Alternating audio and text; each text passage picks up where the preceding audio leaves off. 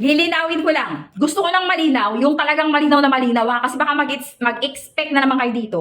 Etong ipapakita ko sa inyo, etong jewelry natin, ay naka-bubble wrap ng maayos, may presentableng lagayan na hindi ba pipigtal or what, pero walang box na lagayan. Kaya kung ipangre-regalo mo siya, i-recommend ko sa inyo na bumili na lang kayo ng box kung pangregalo nyo lang din naman.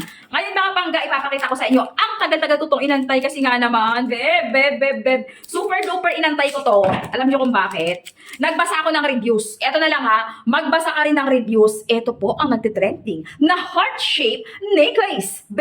Heart-shaped necklace. Nagtitrending to mga pangga ko. And ang dami na nitong reviews, umuulan ng 5-star, non-faded, non-tarnish at hindi nangangalawang.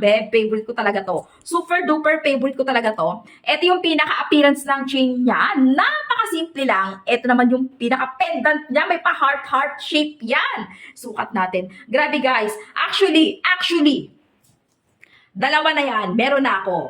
Ito ipapakita ko sa inyo. Ito guys ha. Dalawa na yan sila.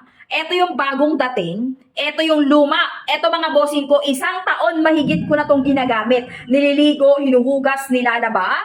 Pag naglalaba ako, papawisan ka, of course, no? Ayan, hindi ko yan hinuhubad. Naliligo ako, dagat, ilog, sapa, kahit saan naliligo ako. Ayan, suot-suot ko lang yung ating necklace na yan, mga pangga ko. Ito yung bago, ito yung luma.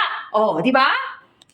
Oy, teka lang, maglalagay ako ng link pala. Maglalagay ako ng link dyan sa Yellow Basket. I-try mo lang to, i-check out. Naku, baka maiyak ka. Sobrang mura. Sobrang mura nito, naka-discount sale to ngayon. Sobrang baba talaga.